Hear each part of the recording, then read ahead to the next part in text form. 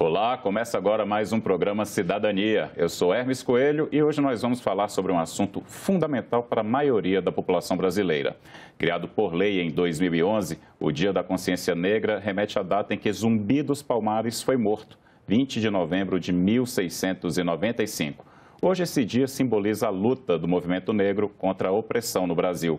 1.260 cidades brasileiras tornaram o dia que celebra a força da negritude feriado local. Um projeto de lei em tramitação no Congresso quer tornar o 20 de novembro feriado nacional. E para falar sobre esse projeto e sobre os avanços de homens negros e de mulheres negras na sociedade brasileira, eu converso agora com o senador Paulo Paim. Senador, muito obrigado aqui por vir aos nossos estúdios. Vou começar com a pergunta mais básica. O senhor foi relator desse projeto aqui no Senado, ele já foi aprovado, já está na Câmara. Por que é importante a gente tornar o Dia da Consciência Negra um feriado nacional? Olha, veja bem, esse projeto é de autoria do senador Randolfo Rodrigues. E eu fui o relator. Naquele período, o Randolfo estava fazendo um bom trabalho, inclusive, na CPI, né, da Covid, e fiz a defesa. Felizmente, conseguimos aprovar por unanimidade. Ele já está na Câmara dos Deputados. Mas como é que eu vejo esse dia 20 de novembro como feriado nacional? Para mim tem que ser um dia em que o Brasil vai discutir o racismo, todas as formas de preconceito, né? Todas as formas de preconceito, LGBTI+, contra o negro, contra o branco, contra o refugiado, contra os migrantes. E assim eu vejo um dia, a questão das mulheres, né? A questão das próprias crianças, é um dia de combater todo tipo de preconceito, porventura, esteja no nosso país. E claro que o carro-chefe é a questão racial. Alguns dizem, mas vai ser um dia, não é um dia parado. É aquele dia que a gente fala de reflexão e não é prejuízo para a economia, é investimento, né? Veja, se não fosse assim, a gente fala tanto dos Estados Unidos houve, agora no governo atual, que eles consideraram feriado nacional o dia da morte de Martin Luther King. Todos sabem que o Martin Luther King é um homem lembrado como Nelson Mandela, como é Zumbi aqui no Brasil. Então, a nossa intenção é essa, fazer um dia de reflexão daquilo que nós todos, homens, brancos e negros, tem que fazer essa análise. Por que o país, como o Brasil, um país como o nosso, é um dos países mais considerados ainda preconceituoso, racista do mundo. É só ver a questão do negro, como exemplo que eu vou te dar agora, vou dar esse símbolo, porque eu trabalhei também na CPI do assassinato de jovens, né? E nessa CPI nós provamos, de cada 10 negros, cada 10 jovens assassinados no Brasil, 8 são negros. Nossa, é absurdo. Senador, a gente vai voltar para falar especificamente dessa questão da violência contra a comunidade negra em especial, mas eu quero primeiro ver uma coisa bem positiva. Em 2011, a gente teve a criação por lei do Dia da Consciência Negra. Eu queria que o senhor fizesse uma avaliação, o senhor é parlamentar muito experiente. De 2011 para cá, quais os maiores avanços que o senhor percebe na luta contra a discriminação racial e também na luta pela igualdade para toda a comunidade negra brasileira? Olha, eu posso falar 2, 3 questões que eu acho importante, né? Mas eu vou começar a falar do parlamento. Foi muito importante que isso nós aprovamos. Câmara e Senado, nós aprovamos a lei que garante aquele auxílio financeiro para homens e mulheres negras para a disputa eleitoral. Porque nós queremos que tenhamos mais negros e negras na Câmara, no Senado, né? Em todas as instâncias, mas nesse caso específico, o que verificamos? O Rio Grande do Sul, por exemplo, não tinha nenhum deputado federal negro. Elegeu, inclusive, negros e negras para deputado federal e estadual. Nós somos proporcionalmente, baseado nessa lei que o Congresso aprovou, o estado que mais elegeu negros e negras, além de ter a mim, claro, que sou senador já há 3 décadas e 4 mandatos de deputado federal. Mas é inegável, porque, como alguém já disse, a pobreza tem nome no país, né? E o nome que a gente dá é preta, né? É preta, é negra. O povo negro que mais depende, digamos, de um salário mínimo decente, de ter políticas públicas que o atendam, né? Então, nesse caso específico, como foi dado uma contribuição financeira para o partido que mais tivesse negros e negras, proporcionalmente, naturalmente, né? E aí fez com que os negros e negras fosse contemplado com uma ajuda financeira que vem do fundo eleitoral que atendesse a campanha desses companheiros e companheiras, e por isso avançamos bastante. Pode ter certeza, porque eu vim aqui em outros programas ano passado e dizer, mas qual é o maior problema que elege tão poucos negros e negras? Porque eles são pobres, como é que vão fazer campanha? Tem dinheiro para nada. Agora, com essa nova lei, que já foi aplicada esse ano, deslumbramos que vamos avançar ainda mais nas próximas eleições. Essa é uma situação que eu queria dar um destaque, elogiando o Congresso Nacional. O outro, que eu acho fundamental, que nós conseguimos aprovar também, foi o próprio Estatuto da Igualdade Racial. Esse é de minha autoria. Eu, como digo, como todos dizem, né, ele é um marco antes do Estatuto e depois do Estatuto para as políticas públicas. Muita coisa tem que ser regulamentada, mas a lei está aí. Pois foi baseado no Estatuto, que agora é um fato real e concreto, e muito importante foi a política de cota. Quando o Supremo foi para decidir, eu fui, inclusive, convocado para ir dar um depoimento. Houve um debate entre dois senadores, não importa que o nome, mas um branco e um negro. Eu era o único negro na época, naturalmente. Aí pergunto, por que é o país que está? Porque na época era o único negro, né? Então, fizemos o debate, ganhamos o debate, foi 10-0, e o Supremo, para decidir que as cotas não eram incondicional, se baseou no próprio Estatuto da Igualdade Racial, porque está ali o princípio garantido. E assim nós avançamos. Veja bem, antes nós tínhamos em torno de 10% de negros e negras na universidade. Hoje nós temos em torno de 50%. Veja o crescimento, né? Nós somos 56% da população, mas universidades públicas, é bom destacar. Na privada, ainda é devido à questão financeira, nós vamos ver que continuamos em torno, claro, lá atrás nós éramos em torno de 5%, digamos que hoje somos 10%. Então existe um outro debate sobre a política de cotas. Eu tenho um projeto aqui no Senado que apresentei, mas na Câmara tem mais de 30. Era isso que eu ia lhe perguntar, porque a política de cotas ela tinha um prazo de validade de 10 anos. O senhor já tem um projeto de lei para estender esse prazo, não é? Por que é importante estender, senador? Muito, muito importante. Olha, eu apresentei um aqui no Senado, né? A senadora Leila é a relatora. Temos um diálogo excelente com ela, né? Ainda agora, há poucos dias atrás, conversamos sobre isso. Mas na Câmara tem mais de 32 projetos. E uns são para acabar com a política de cotas. Por isso temos que ter o maior cuidado. E o movimento negro brasileiro, claro, conversou conosco, conversou com os deputados da Câmara, que são favoráveis a manter a política de cotas, que não era importante aprovar esse ano. Vamos deixar para aprovar o ano que vem um novo governo que seja simpático à política de cotas.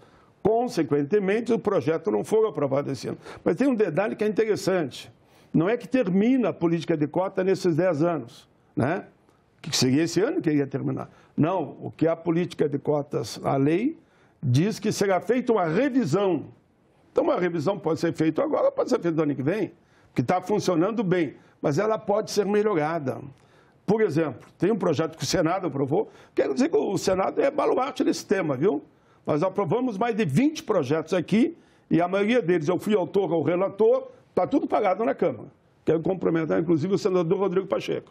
E não é puxação, não, é porque ele tem nos apoiado muito nessa luta contra o racismo e o preconceito. E que é uma luta de todos nós. De todos nós, de brancos e negros. Isso. E haveremos de avançar ainda mais, né? Mas, enfim, eu tenho um projeto que garante o auxílio permanência na universidade. O nome é esse. Que é muito auxílio importante. Permanência. É muito importante. Não adianta só dar a oportunidade da pessoa estudar se ela não tem como se manter. O pai e mãe ganham lá o salário mínimo, às vezes tem 7, 8 filhos. Você vai pegar o meu caso, meu pai e minha mãe já faleceram, tenho o maior carinho por eles, eram 10 filhos. E eles ganhavam o salário mínimo. Então, como é que eles vão botar? Nem que tivesse vaga, como é que ia botar na universidade um filho? Então, devido a esse projeto, já tem uma pequena ajuda. O nosso projeto, naturalmente, melhora muito as condições para que os filhos de negros e negras... E é bom lembrar, quando a gente fala em política de cota, eu defendo muito frente ampla, viu? Eu sou daquele da amplitude, né? A política de cotas não é só para negros e negras, que alguns... não, mas por que só negros? Não, é negro, negras, brancos e brancas, índios e índias, né? Pessoas com deficiência que sejam vulneráveis, eu digo financeiramente, né? Que todos têm capacidade. Com isso, nós contemplamos a todos. Então, nesse quadro que a gente apresenta, você que está me assistindo nesse momento, pode saber que a política de cota, ela abrange todos. Aí vem o meu princípio de frente ampla, que eu tenho esse debate há mais de 15 anos, que todos que sejam vulneráveis financeiramente, tenham esse auxílio, tanto para entrar para a política de cota, mas também com a Bolsa Permanência. Aí a Bolsa Permanência deixa aqui no debate, junto, naturalmente, com o Executivo, se vai ser 1 ou 2 salários mínimos, porque a própria lei proíbe você vincular ao salário mínimo. Então, a gente deixou aberto a esse debate, que pode ser 1, 2, 3 salário mínimo, o valor vai ser cravado ali na lei no momento de aprovarmos. Mas é o projeto, para mim, um dos mais importantes é esse projeto da Bolsa Permanência vinculado com as vagas na universidade, na proporção de cada estado. Senador, agora a gente vai falar dos principais desafios que o senhor vê na promoção da igualdade racial. E aí eu vou retomar aquele ponto que o senhor falou. A cada 10 jovens mortos, 8 são negros no Brasil. Essa violência, a gente tem como lutar contra essa violência, contra a população negra em especial? E como fazer isso? E existe algum projeto que já possa tocar nisso especificamente? Existe. E é de novo do Senado. É de nossa autoria. Major Olímpio que faleceu, né? Isso. Ele me ajudou. Olha bem, ele me ajudou. Que no dia que nós estávamos para aprovar o projeto no plenário, ele disse, pai, só tem um detalhe ali que eu acho que é muito duro, e realmente era duro. Estou só lembrando aqui, quero fazer uma homenagem a ele. Ele, tu ajusta aqui e nós vamos aprovar. E ele defendeu em plenário. Então, o Major Olímpio, a família dele, saiba que ele foi fundamental para isso. Que é a abordagem policial. Ele era, né? Sim, ele era das Forças de Segurança Pública. Das Forças de Segurança Pública. Ele nos ajudou, aprovamos, e felizmente foi aprovado quase por unanimidade, eu diria. Se não me engano, foi 1 ou 2 senadores que votaram contra. E está na Câmara também, né? A abordagem policial, ela reeduca, porque todos nós podemos ser reeducados, né? Como dizia o Nelson Mandela, uma criança não nasce odiando a outra pela cor da pele, é porque alguém ensina. Então, se ensina a odiar, ensine a amar também, né? A frase é do Mandela, esse texto que eu coloquei. Então, esse projeto, ele reeduca a nós todos, e claro que inclusive os policiais, na forma da abordagem ao menino, ou idoso, ou velho, negro ou negra, né? Daí, se ele melhorar a abordagem, todos vão ganhar. Porque o cidadão branco também, ele não vai daí melhorar a abordagem para o negro, ele vai continuar de uma forma, digamos, truculenta em relação ao homem ou à mulher negra. Então, tudo isso, o mundo todo, com aquele caso que aconteceu nos Estados Unidos, e aconteceu quase igual aqui no Carrefour, em Porto Alegre, está debatendo essa questão da abordagem policial. E nós não poderíamos agir diferente. Então, aprovamos aqui, também esse está na Câmara dos Deputados. E, claro, eu não sou diferente da maioria dos pensadores que tratam não só desse tema, tudo passa pela educação. Como a gente fala, eu repito sempre, a educação liberta. A educação é a melhor forma de combater o racismo, o preconceito. Veja bem, eu na sala de aula, vou contar aqui em 1 segundo para você, eu já aprendi dentro do Grêmio, então bobo não era, né? Era esperto.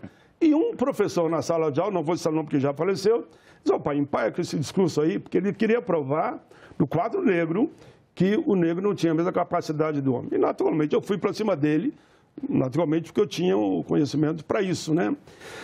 E sabe o que ele me disse? Pai, tu tem que entender que o negro não vai passar de arrancador de paralelepípedo, ou seja, para arrumar as ruas para os brancos passarem. E daí, naturalmente, eu fui para cima dele, contestei ele, os alunos ficaram todos do meu lado. Que bom. Olha, escola noturna para trabalhador no Rio Grande do Sul, foi 2 que eu vi de Grêmio, o ginásio noturno e o Santa Catarina. Então eu vou deixar solto como se fosse um dos 2. Certo. Mas chamaram a diretora porque ele mandou eu sair da sala de aula. Eu digo, eu não vou sair. E a moçada toda, 90% branco, diz, não, ele não vai sair, porque tem razão.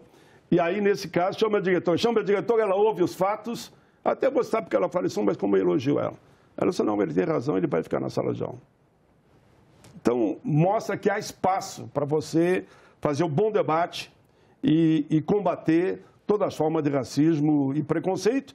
E a educação tem uma lei, Esther Gross, né? Ben-Hur e Esther Gross, faço uma homenagem a eles aqui, que manda que se conte a verdadeira história dos negros e índios na sala de aula. Mas, infelizmente, não tem 20% das escolas do país que adotam ainda. Então, nós temos que caminhar muito. Porque eu falei muita lei de minha autoria, essa não é da minha autoria, essa questão de você estar aqui. E é uma lei fundamental para mudar essa cultura. Fundamental, porque é na escola que tu aprende, ali tu aprende tudo, a ciência, a cultura, todo e qualquer tipo de conhecimento passa por ali. Então, se na escola você não explica direitinho que ninguém pode ser medido a capacidade pela cor da pele, naturalmente aquilo vai passando de geração em geração, de pai para filho. E é isso que nós combatemos. Eu tenho muita esperança, né? Não é porque mudou o governo, claro que eu tenho lado na história, você sabe, eu fiz campanha, trabalhei, e que a gente avance muito.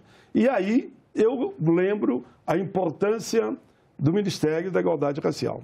Como vai ter um Ministério dos Povos Originários. Isso. O fortalecimento da Fundação Palmares. Só falei 3 espaços onde a comunidade negra e todos aqueles que combatem esse preconceito, nesse governo estarão.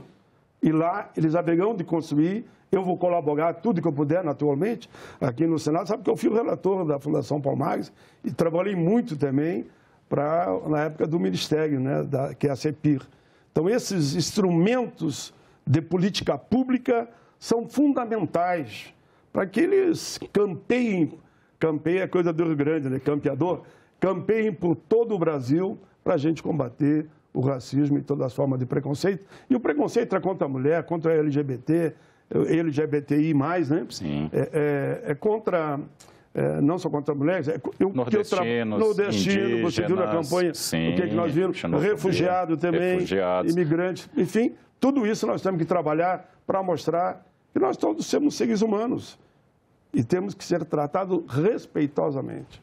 Senador, o senhor puxou aí essa perspectiva de recriação de vários ministérios importantes pelo governo Lula, né, que toma posse no início do ano que vem, no dia 1º. Vamos pegar, na sua visão, o senhor é um homem que defende os direitos humanos de todos. Com certeza. E para o senhor, aí vamos falar especificamente da questão racial. O que é importante o governo priorizar agora, nesse primeiro ano de novo governo? Eu acho que, por incrível que pareça, nessa visão que você até me elogiou, que tu notou que eu tenho uma visão ampla, né? Eu não fico dizendo que a educação negra é discriminada. Tem outros setores que são discriminados. Sabe o que eu acho mais importante? É nós aprovar o PL 130, que eu fui relator, não sou autor, eu fui relator, né? O que diz o PL 130? Homem e mulher, na mesma função, o mesmo salário.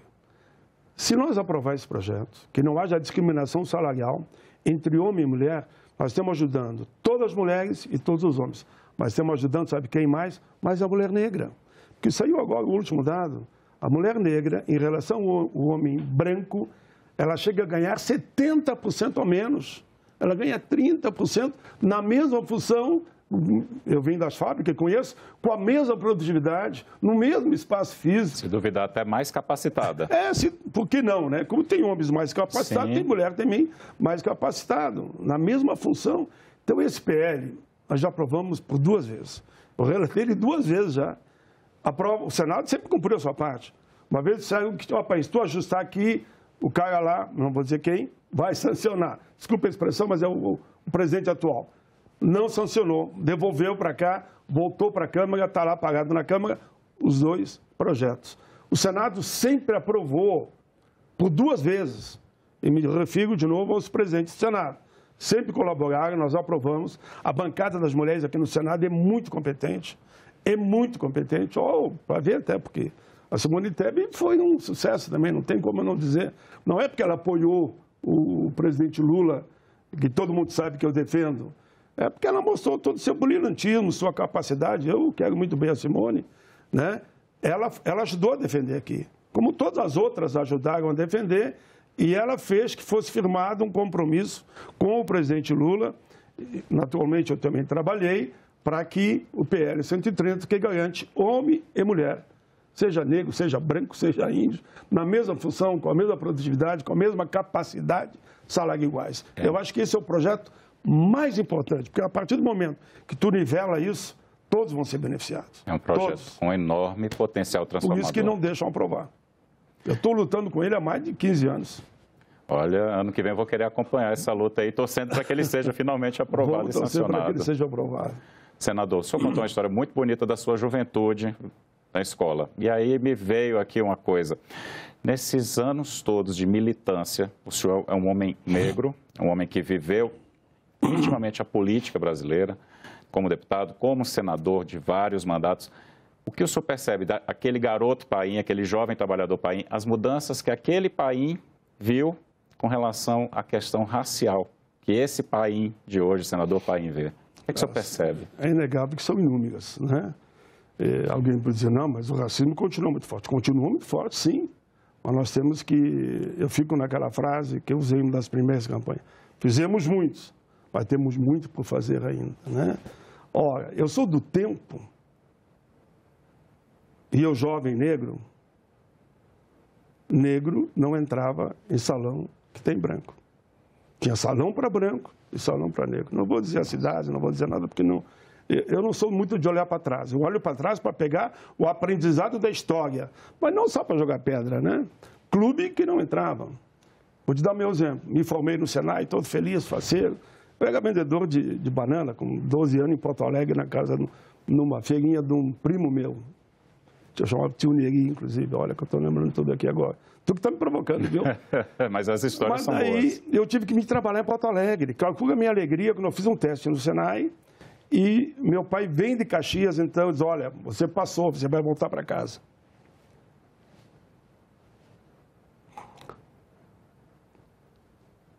Tinha 12 aninhos.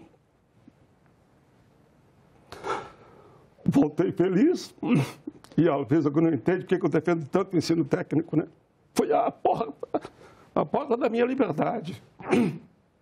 Passei no Senai, me formei, e no dia da formatura, outra vez. O clube onde toda a moçada ia, depois da formatura, foi combinado com todo mundo. E eu, meninão, ainda não tinha essa coisa, né? Porque sempre me dei muito bem com a juventude brasileira. E aí, sabe aquela música? Barrado no baile. Aconteceu isso. Aí um cidadão na pausa, olha, vamos desculpar, mas ele não pode entrar. Nossa. Mas aí ninguém entrou. Ninguém entrou e nós fizemos na praça, estava nevando, Praça Central de Caxias do Sul, e ali nós fizemos, eu tenho a foto do diploma, um com o outro abraçando. Vale a pena lutar. Vale. Senador, muito obrigado pela entrevista. Eu não queria lhe deixar assim, mas o senhor me emociona também. Eu fico muito feliz em saber que esse Brasil, que fechou as portas para aquele menino, hoje está abrindo cada vez mais para todos os meninos e meninas negras. Que assim seja, que Deus ilumine a todos. Obrigado, senador Paim. Que a gente possa um dia ficar de novo. Eu fico com a frase do Martin Luther King. O meu sonho é ver um dia que meus filhos não serão discriminados e nem valorizados pela cor da pele, mas sim pela sua conduta, pela forma de agir, e que todos possam sentar na mesma mesa, à sombra da mesma árvore e dividir o mesmo pão, sejam negros, brancos e índios. É isso. Obrigado. Prazer, mano. Eu que agradeço, senador Paim. E eu agradeço a você também, que nos prestigia com sua audiência. Esta entrevista e todos os nossos programas estão disponíveis para você rever ou compartilhar no nosso site, senado.leg.br/tv, então pelo nosso canal do YouTube. Aproveita e se inscreve lá e ativa o sininho para receber as notificações. Obrigado pela companhia. Continue sintonizado aqui na TV Senado.